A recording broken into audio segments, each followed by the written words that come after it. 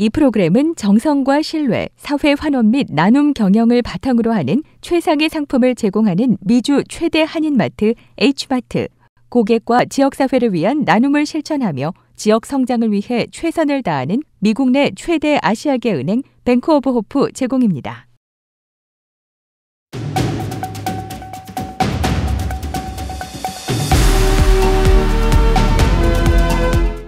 이 시간 주요 뉴스입니다. 조 바이든 미국 대통령은 미국 반도체 기업 인텔이 오하이오주에 200억 달러를 들여 반도체 제조 시설을 짓기로 한 데 대해 역사적 투자라고 치켜 세웠습니다.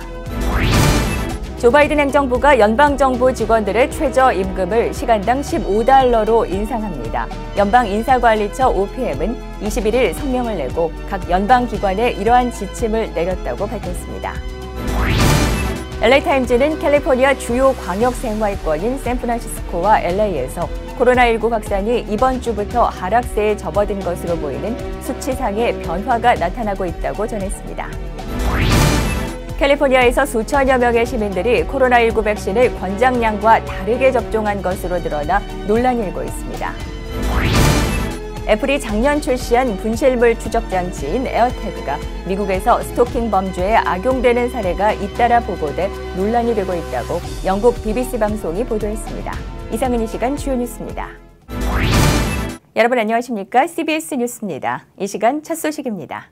조 바이든 미국 대통령은 미국 반도체 기업 인텔이 오하이오주에 200억 달러를 들여 반도체 제조 시설을 짓기로 한 데 대해 역사적 투자라고 치켜 세웠습니다. 바이든 대통령은 이날 백악관에서 연설을 통해 인텔의 반도체 제조 시설 신설 계획에 대해 진정으로 역사적인 투자라고 말했습니다. 또한 삼성의 대미 투자도 함께 거론하며 중국과의 경쟁에서 뒤처지면 안 된다고 거듭 강조했습니다. 바이든 대통령은 미국 역사상 반도체 제조 분야 최대 규모 투자 중 하나라면서 7,000개의 건설 일자리와 3,000개의 일자리가 창출될 것이라고 평가했습니다. 백악관은 이날 바이든 대통령의 연설에 앞서 미국 내 반도체 칩 제조 역량 확대를 자찬하는 보도자료를 배포하면서 삼성과 SK하이닉스의 대미 투자 사례도 거론했습니다. 백악관은 삼성이 텍사스주에 170억 달러 투자 계획을 발표했다면서 이는 작년 5월 문재인 대통령과 바이든 대통령의 한미 정상회담을 포함해 바이든 행정부가 기울인 지속적 노력의 결과라고 의미를 부여했습니다. 삼성전자는 이 신규 라인은 올 상반기에 착공되며 2024년 하반기 가동을 목표로 합니다.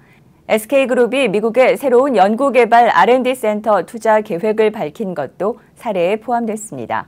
SK하이닉스는 지난해 10억 달러를 들여 실리콘밸리의 신성장 분야 혁신을 위한 대규모 R&D 센터를 설립한다는 계획을 발표한 바 있습니다. 조 바이든 행정부가 연방정부 직원들의 최저임금을 시간당 15달러로 인상합니다. 연방인사관리처 OPM은 성명을 내고 각 연방기관에 이러한 지침을 내렸다고 밝혔습니다. 새 지침의 대상이 되는 연방정부 직원은 7만 명에 달하며 대부분 국방부와 농무부, 보훈부 소속이고 특히 국방부가 5만 6천 명으로 가장 많습니다. OPM은 새 지침을 1월 30일까지 적용하라고 지시했습니다. OPM의 감독을 받지 않는 연방 우체국은 대상에서 제외됩니다. OPM은 지난해 바이든 대통령의 지시에 따라 연방정부 직원들의 보수 현황에 대한 보고서를 백악관에 제출했는데 연방정부 직원의 대다수인 220만 명은 시간당 15달러 이상을 받고 있는 것으로 파악됐습니다.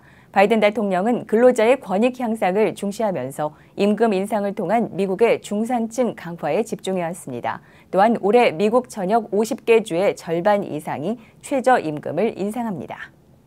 LA타임즈는 캘리포니아 주요 광역생활권인 샌프란시스코와 LA에서 코로나19 확산이 이번 주부터 하락세에 접어든 것으로 보이는 수치상의 변화가 나타나고 있다고 전했습니다. 북가주 샌프란시스코의 경우에는 코로나19 신규 감염이 지난 1월 첫째 주인 지난 3일부터 9일까지 사이에 하루 평균 2,700여 명을 기록한 것으로 나타났습니다. LA 카운티 경우에는 지난주 일주일 동안 하루 평균 코로나19 감염자가 4만 2천여 명에 달했는데 이번 주에는 3만 6천여 명으로 6천여 명 감소했습니다. 이처럼 캘리포니아에서 가장 많은 사람들이 거주하고 있는 LA 광역생활권과 샌프란시스코 광역생활권에서 거의 비슷한 시기에 코로나19 신규 감염이 하락세로 들어간 것으로 보입니다.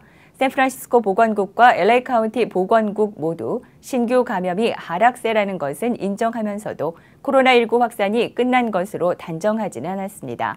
아직도 병원 입원 환자 숫자가 여전히 상승하고 있기 때문이며 감염이 하락한다고 하더라도 병원 입원 환자 숫자는 당분간 계속 상승할 수 있다는 분석입니다.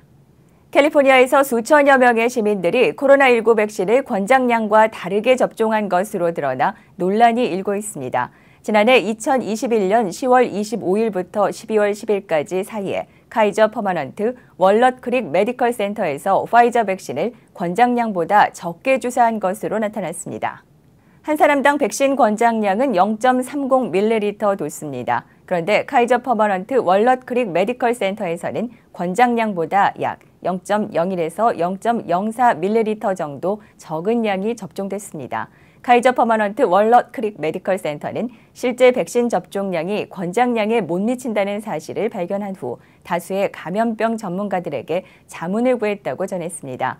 더불어 메디컬 센터는 백신 접종량이 0.1에서 0.4ml 정도 부족하다고 하더라도 코로나19 바이러스로부터 건강을 지키기 위해서 필요한 만큼의 면역력을 얻기에는 충분하다고 설명했습니다.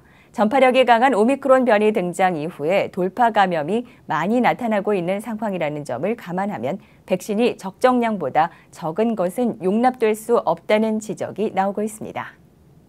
애플이 작년 출시한 분실물 추적 장치인 에어태그가 미국에서 스토킹 범죄에 악용되는 사례가 잇따라 보고돼 논란이 되고 있다고 영국 BBC 방송이 보도했습니다.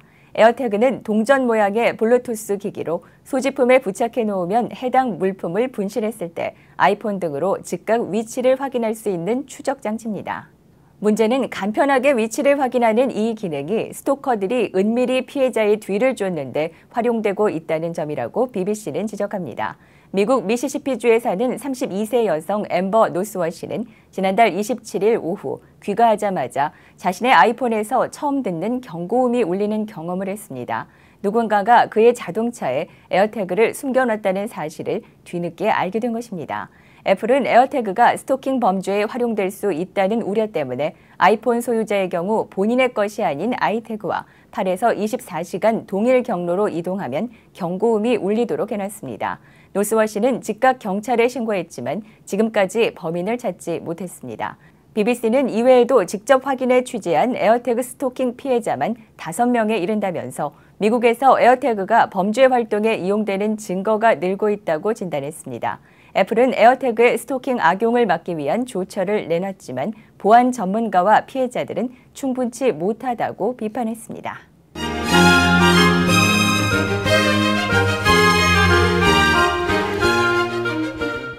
이어서 교계 소식입니다. 오렌지 카운티 4지구 슈퍼바이저 선거 출마를 선언한 박영선 부에나팍 시장이 한인사회에 적극적인 지지를 당부했습니다. 정용주 기자가 전합니다. 박영선 부에나팍 시장은 지난 20일 본 CBS-TV 기독교 방송과 우리 방송을 방문해 코로나19 팬데믹 가운데 한인을 포함한 소수계, 취약계층을 향한 지원이 보다 강화되어야 한다는 점을 절실히 깨닫게 됐다며 주민들을 위한 다양한 활동을 위해 오렌지 카운티 4지구 슈퍼바이저 선거에 나가게 됐다고 포부를 밝혔습니다. 또한 한인을 포함한 유권자들이 지역 정부로부터 받을 수 있는 혜택이 아직도 부족한 부분이 많다는 점을 인지하게 됐고 한인을 포함한 주민들의 목소리에 귀를 기울여 실질적인 혜택을 받고 성과를 얻을 수 있는 정책을 펼치겠다고 강조하며 적극적인 유권자 등록과 한인들의 한 표 행사를 당부했습니다. 오렌지 카운티 4지구는 부에나팍과 플러튼, 브레아, 라하브라, 플레센티아, 애너하임 일부를 포함하고 있고 민주당 강세 지역으로 분류되며 전체 유권자 수는 35만여 명이며 한인 1만 1천 명을 포함한 4만여 명이 아시안인인 것으로 집계되고 있습니다. 한편 지나간 시간 동안 어려움을 겪으면서 박영선 시장은 CBS 기독교 방송과 인터뷰에서 개인적으로는 누구보다 본인 자신이 제일 잘할 수 있을 줄 알았지만 어려움을 통해 자신을 더욱더 되돌아보게 됐고 기도하며 주님의 은혜로 어려움을 이겨나갔다고 전했습니다. 제가 어려운 일이 있어도 그때 딱 생각했던 게 하나님에 대한 신앙을 잃지 않고 그리고 이제 가족을 잃지 않고 건강을 잃지만 않는다면 다른 거는 다 없어도 상관없다. 그런 생각했는데 오히려 그렇게 기도를 하니까 다 주셨어요. 더 많이 주신 것 같아요. 박영선 시장은 부에나팍시에서 아시안 아메리칸 여성으로 밀러 오 전 시장에 이어서 한인으로는 두 번째 부에나팍 시장으로 1년 동안 시장으로서 공직 활동을 펼치고 있습니다. CBS 뉴스 정용주입니다. 미션 아가페에서 마틴 루터킹 데이를 맞아 지난 17일 월요일 호세아 재단과 함께 강추위도 녹이는 이웃사랑을 실천했습니다. 두 단체는 전날 눈이 내리고 부쩍 추워진 날씨에도 도우미 손길이 필요한 노숙자들과 어려운 이웃들을 위해 호세아 재단 본부 주차장을 찾는 이들에게 또한 혼자 사는 노인들을 위해 2,000개의 푸드박스는 별도로 전달했습니다. 푸드박스에는 냉동 닭이나 터키, 캔 음식, 학용품, 식수, 담요 등의 생필품이 이웃사랑과 함께 가득 담겼습니다. 이를 위해 미션 아가페 측은 봉사의 손길뿐 아니라 약 2,500파운드의 닭을 얼려 제공하기도 했습니다. 미션 아가페는 2022년도에도 호세아 재단과 함께 부활절, 추수감사절, 성탄절 행사를 동역해 나갈 예정이며 꾸준한 교도소 사역을 통해 가장 소외되고 낮은 자리 가운데 함께 하시는 예수님의 사랑을 전할 것을 약속했습니다. 한편 음력설을 맞아 1월 31일에는 버케드 소재 시니어 아파트를 방문해 한인 어르신들과 직원들을 위한 떡국 잔치도 계획하고 있습니다. 지난 18일 마틴 루터킹 데이를 맞아 미국 흑인 교회의 유산 보존을 위한 2천만 달러의 기금이 모였다고 미국 크리스찬 포스트가 보도했습니다. 이 기금은 지역사회 개발, 교육 및 종교 지원 자선재단인 릴리 인다우먼트가 흑인 미국인 문화유산활동 기금에 기부했습니다. ABC 뉴스에 따르면 기금은 흑인 교회의 인력 및 운영, 긴급 구호 지원과 교회별 디지털 스토리텔링 및 문서화 개발 사업에 지원됩니다. 또 지난달 토네이도에 의해 파괴된 켄터키주 메이필드의 세인트 제임스 AME 교회에 10만 달러의 복구 기금이 전달됩니다.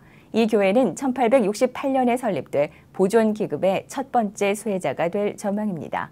이러한 보존 노력은 매년 흑인 교회의 교인 감소를 감안할 때 사회적 관심사로 대두되고 있습니다. 이상으로 CBS 뉴스를 모두 마칩니다. 고맙습니다.